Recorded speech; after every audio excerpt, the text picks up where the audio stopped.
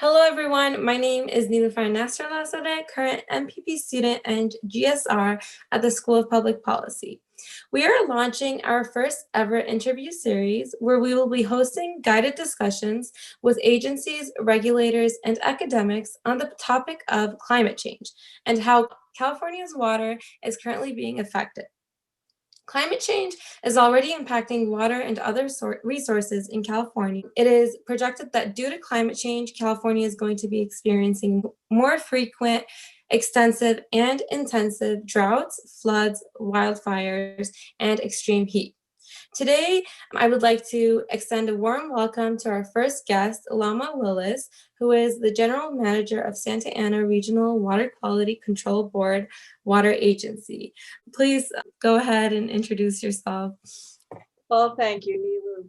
And I'm actually an environmental program manager. We're a state agency, the Santa Ana Regional Water Quality Control Board.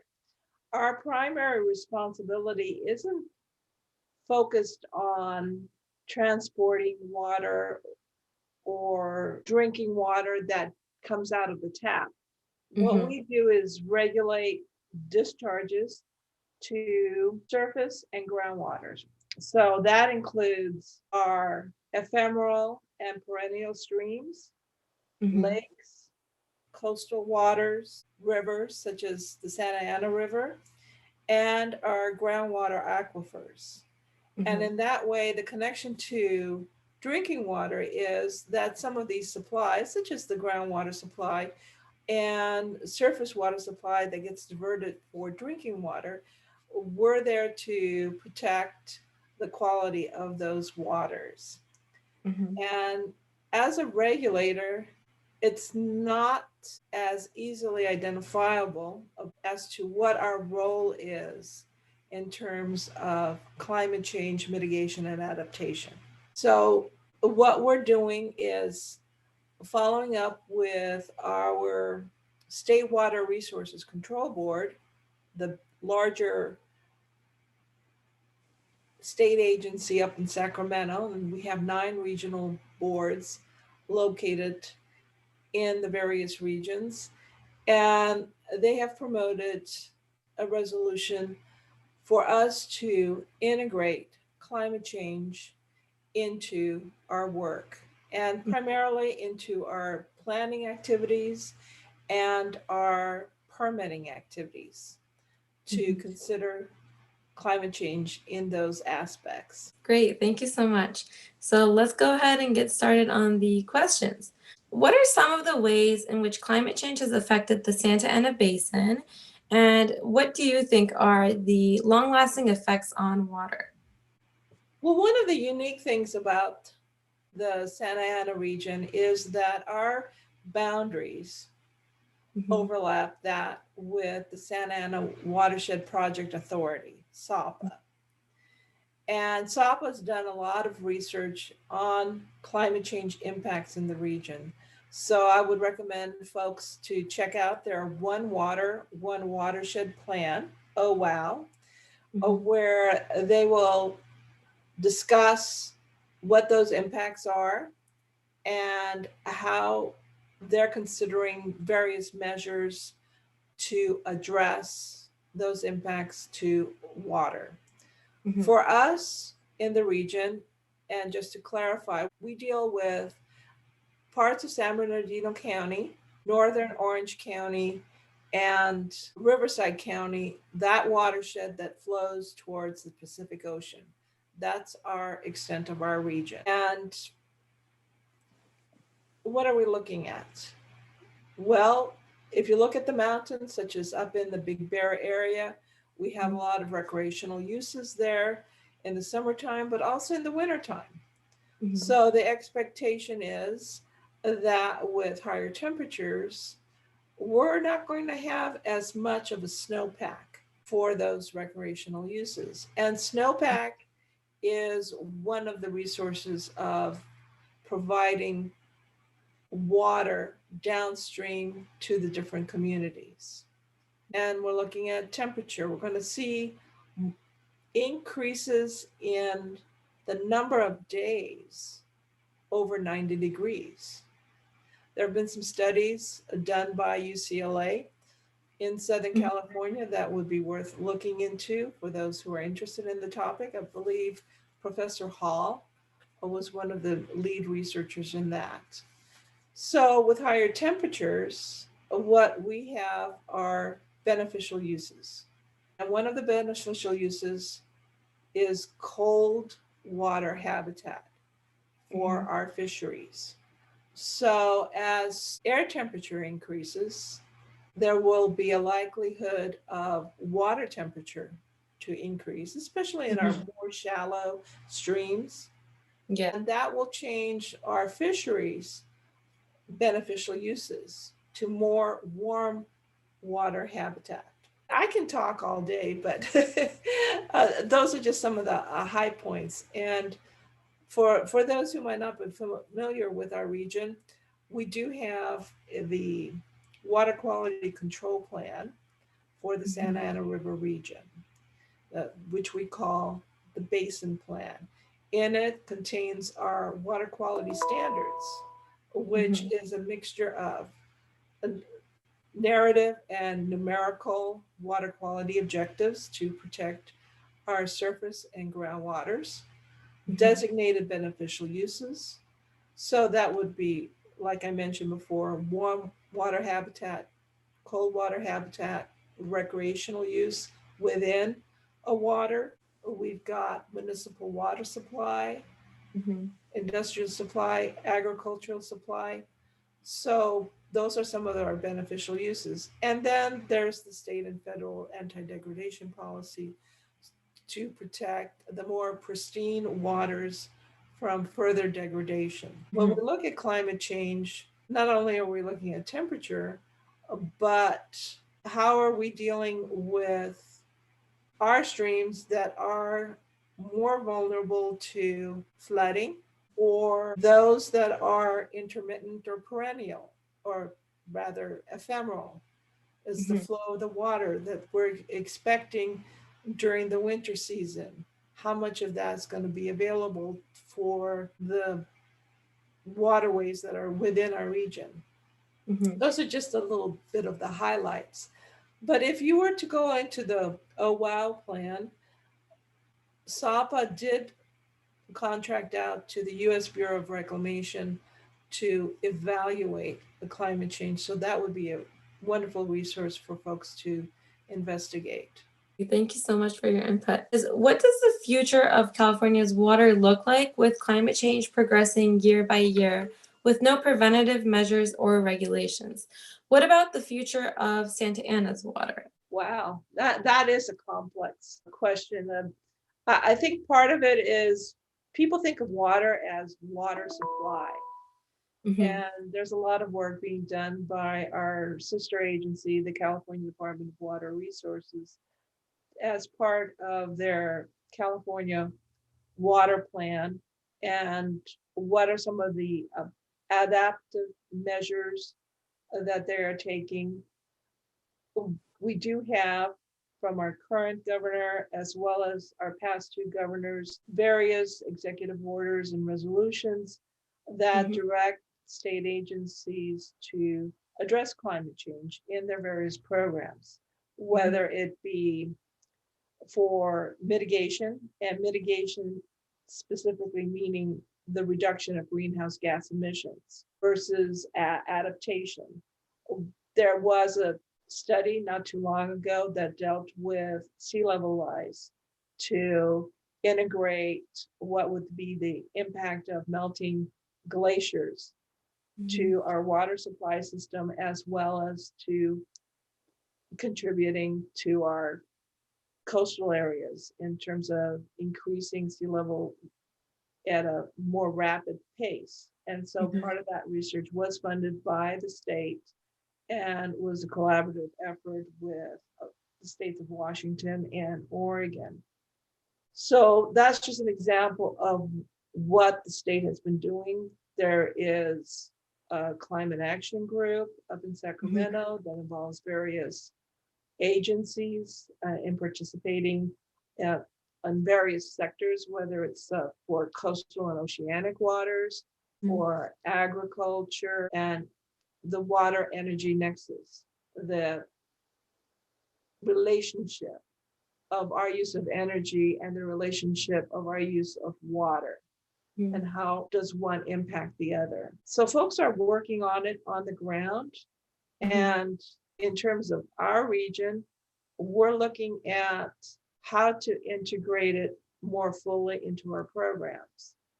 And we have an intern working for us who's been evaluating some of the resolutions that other regional water boards have developed, their approaches, the challenges that they've been meeting, and how do we integrate that into our own work and bring staff up to speed. Recently, we collaborated with the Santa Ana Water Board and the Los Angeles Water Board in just having our managers and supervisors get an education of what is meant by climate change, what are the potential impacts to our waters. And we had 4 sessions of 1.5 hours each, just to give us that level of understanding before we can go in further as to, okay, what are some of our adaptive measures that we can implement? And what would you say is conflict or barrier that prevents agencies from moving forward with the regulations? I think it varies from agency to agency. One might be the understanding of how this impacts our work. Basically, we have mandates that we need to follow. We have permits that we need to pursue. The dischargers, the regulated community is putting money in order to allow them to do certain things, so that we need to figure out, okay, how are we going to fund all these different competing programs, and how do we integrate this topic of climate change? It's not something that you create as a single separate program. It's got to be enveloped into all the different programs we have. So there's the balance of, okay, is this something new that we need to add? Are we doing something that we should highlight that's already contributing to adaptive measures? How does this fit into the big puzzle of what we're doing? And so funding becomes a problem, because everybody thinks, oh, this is another topic we need to put onto our existing workload. How are water agencies across California expected to respond to climate change? Well, I think it goes back to what my role is, or the role of our agency, is that we're there to regulate the discharges to surface and groundwaters. So we're not there to look at the transportation of drinking water from Northern California to Southern California, or from the Colorado River. That's not our role. So our focus is to see what we can do. And part of the programs are already helping to adapt, because they were part of other issues, such as drought. We've already been permitting facilities to reclaim water, to reuse that water for other uses. We've encouraged conservation. That's part of the water portfolio.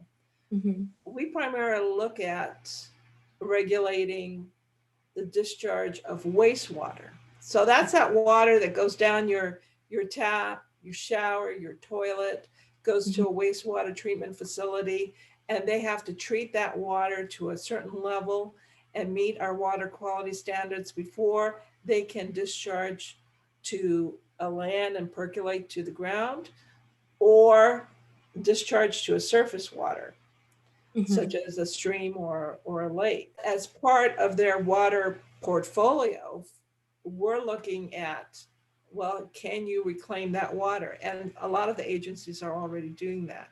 One of the biggest examples would be Orange County Water District having that cooperative relationship with the sanitation districts of Orange County. The sanitation district is the one that collects all this wastewater. and they treat it. And for the longest time, years ago, that water got discharged out into the Pacific Ocean. Well, funding became available, cooperative agreements were formulated so that the water district that's responsible for distributing drinking water to folks was able to coordinate with that sanitation district, get that water to a higher, purer form of water, transport it to the drinking water systems so that it percolates down into the groundwater, which is the basin for a lot of drinking water in Orange County. So we've been doing that before climate change became the buzzword, but it helps us to be more resilient in that effort. But one of the challenges, though, like for the ones who have been discharging into our streams, like for years, is that we've created or changed the dynamics of our ephemeral streams. A lot more have become perennial, or there are a lot more flows. So we've created a habitat for all our different aquatic life to utilize those streams. And even some are on the state or federal endangered species list.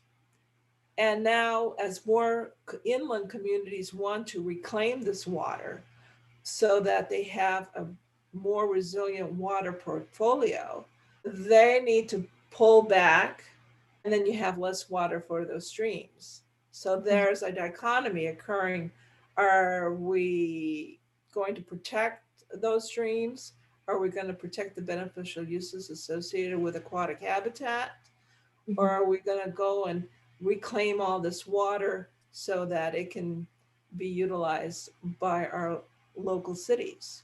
And then there's another thing. As less water comes in because people are conserving water, there's a minimum requirement for a wastewater treatment plant to adequately function in order to treat the water. And if there's not enough flow coming to the wastewater treatment plant because of all these conservation efforts, that puts that treatment plant in a situation that it may not function as it should be. So that's another problem we're encountering. Well, maybe not us, but the local entities that we regulate. So what do you think individuals can do at the local level to help mitigate climate change's effects on water? Okay, that comes to the word mitigate. And I'm a biologist by way back. So for me, mitigation always meant how to prevent something from happening, or when you do have an impact, how do you go and create habitat elsewhere? Or how do you improve habitat elsewhere? But in the context of climate change, we're back to, well, that's how do you reduce greenhouse gas emissions? And the alternatives is just looking at what are the biggest polluters out there. You can make your small changes in the type of vehicle you drive, how you commute, whether through public transportation, walking, bicycling, or looking at other options such as hybrids and so forth. Though that's outside the realm of what my agency does. You can look at changing your light bulbs. And there's a monetary factor where if you go towards LED lights, there's less energy needed to get those used up. But they also, in the long term, will save you money because you don't have to change as many light bulbs. Those are just small changes. But as it relates to water, because of the connection between water and energy, is looking at your washing machine, having more efficient washer and dryers, and washing full loads. How often do you really need to wash? Can you use what you're wearing maybe several times more than what you're doing? Those are just small scale things that people can do. But in terms of the bigger picture, getting more involved is seeing what it is that your community is supporting. Can you go to public meetings and let them know of what concerns you have? Looking at your California Environmental Quality Act documents. When people do development, they're going to have their local agencies develop these CEQA documents. And that's your opportunity to start commenting on, well, how is this development going to help the community in terms of addressing mitigation of climate change? If you can talk about involvement of the stakeholders or the groups that are affected by your decisions as an agency, do you see a demand for certain actions, or is it supply driven, that everything comes from the agency, from the board to them? Our agency, our actions such as permit discharges and planning activities, we go before we're board members. And during that process, the public can come in to comment about an action we're considering, or to even comment on an item not yet before the board. So that's our public review process. Now, when we work on updating our basin plan, which I mentioned earlier is our water quality control plan for the Santa Ana River Basin, we hold public workshops prior to that, so that they can comment on proposed changes. We have what we call the TMDL program, total maximum daily loads, which is how much of a pollutant a water body can handle, and how to delegate to the various dischargers out there their responsibility and set a limit so that the water body's assimilative capacity doesn't get exceeded for a particular pollutant. So that's one of the programs. And whenever we go through creating a new TMDL or updating the TMDL based on current science, we go through a basin plan amendment. And through that process, we have to involve stakeholders in the development of that TMDL, and also to hold workshops as to the direction we're taking before we even take that item before our own board members. So there is a process in place. Yeah. So this is exactly what I wanted to ask, is how, to what extent are those stakeholders involved in the process? In our region, we had a long history of stakeholder involvement with our various programs, whether it be our groundwater, like underground storage tanks, groundwater remediation, or with our surface waters. We've been working with folks such as I mentioned, the TMDL program. They become part of our stakeholder group. So it's not only the folks who are affected directly by the permit limits, but also the environmental groups who are interested in providing their input into the process. So we have that going.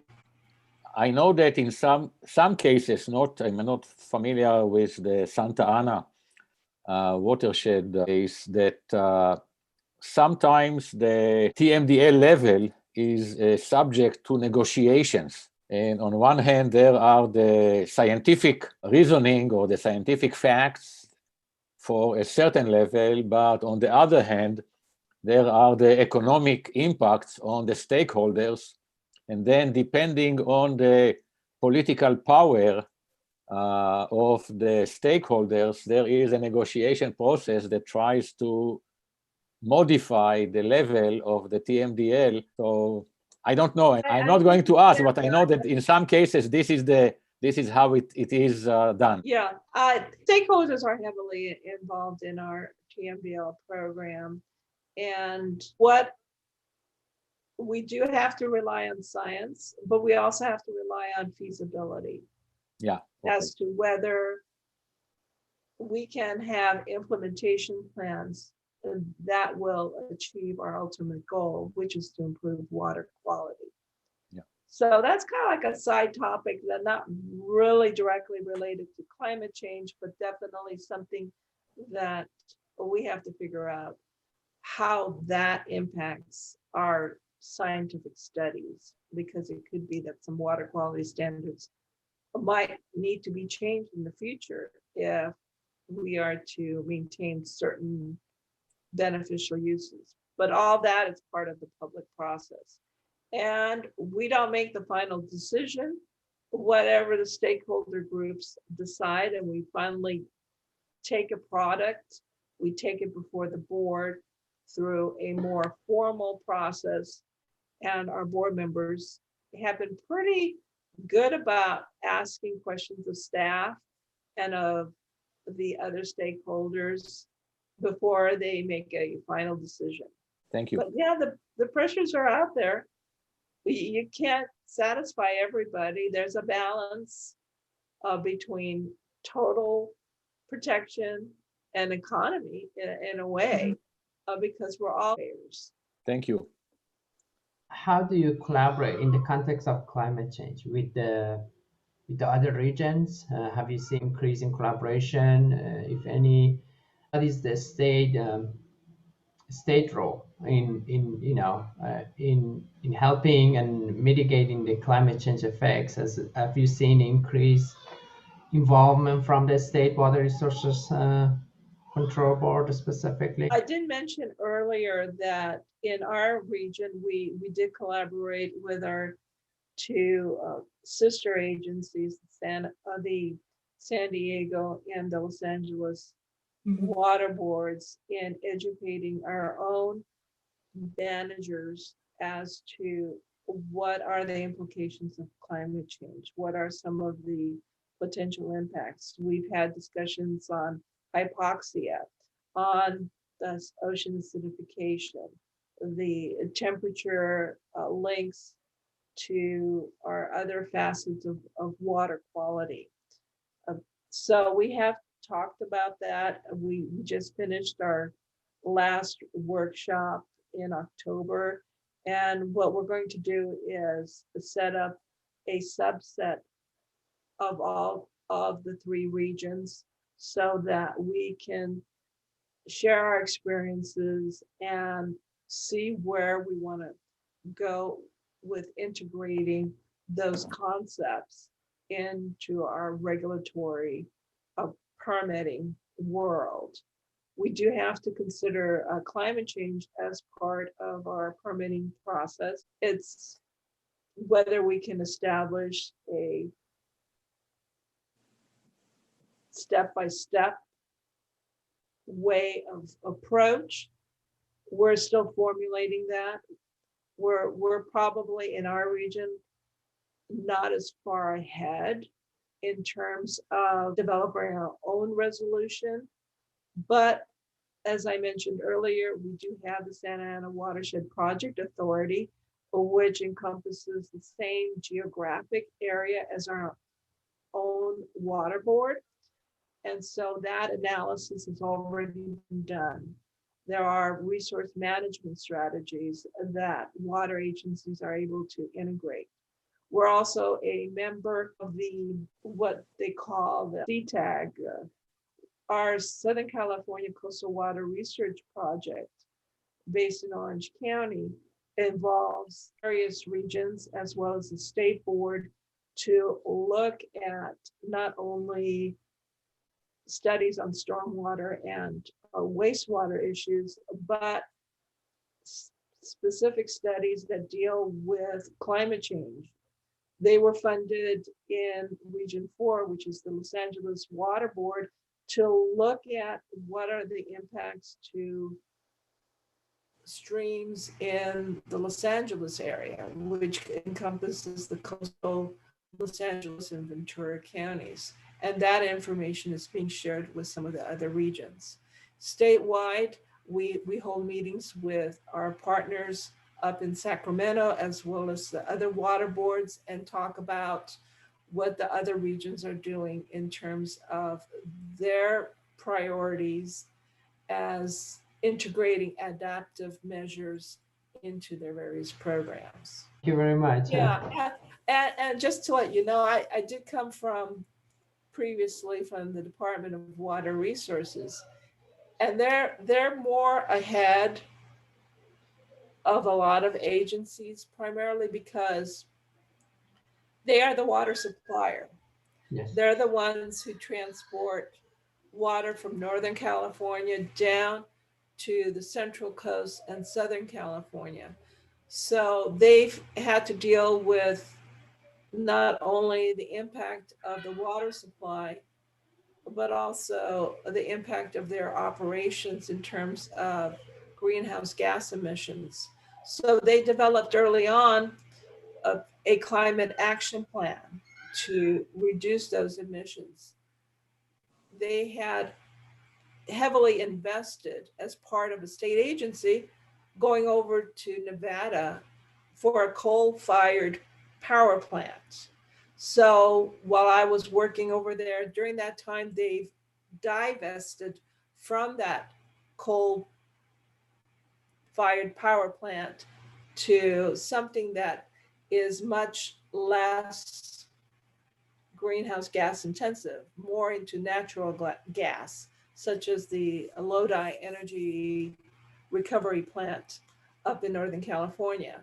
So there are agencies out there who are looking at not only adaptation, but also how to mitigate their contribution to greenhouse gas emissions.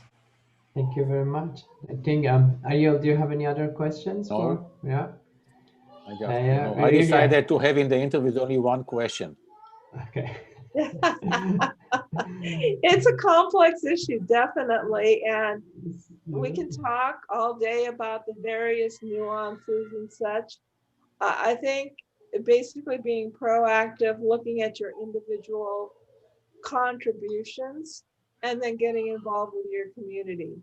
We have, SAPA's been pretty good about coordinating with the local government commission and getting assistance in talking about climate and water resiliency within their communities, and to also address tribal issues as well as disadvantaged communities, to bring them into the fold of this complex situation we're in. Complex, but needs strong people to do that. Yes. Yeah. In terms of policies, how can or how have water policies helped in adapting to climate change and its effects? Well, I think with the various directives from the current governor and the past two governors in California, we've gotten the agencies to start talking with each other and develop adaptation plans. There's also money been put into research as well to address climate change. What are its impacts? There's been a recent assessment. I'm not sure if it was the California fourth assessment, but definitely the work is being done. It's whether it's being communicated to all facets of California life. I think we tend to work in our own silos, and people don't realize that we are trying to address the various issues, and that we have been addressing it, but maybe couched in other topics such as drought, fires. And we've been grappling with those for quite some time before. And now we've got this other added element, climate change, which is occurring right now. Where do we go from there? Is to expand on our resiliency and looking towards that, while looking to see if we can mitigate our contributions. Well, thank you so much again. It was wonderful having you. You were the first of our interview series, so honored to have you. Well, thank you for inviting me.